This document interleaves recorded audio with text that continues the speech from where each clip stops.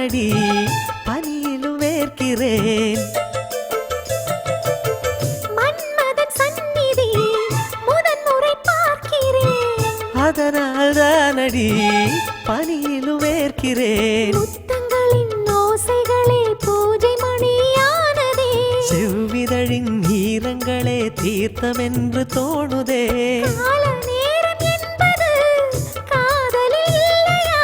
காமதேவன் கோயிலில் கடிகாரங்கள் தேவையா? சிலையில வீடு கட்டவா சேர்ந்து வசிக்க? ஜன்னல் வச்ச ஜாக்கெட் போடவா தென்றல் அடிக்க? முக்குத்தியின் மின்னல் ஒரு தீபமேற்றி வைத்து போக. சொக்குகின்ற வெட்கம் வந்து வண்ண கோலம் ஒன்று போட. என்னை நான் உன்னிடம்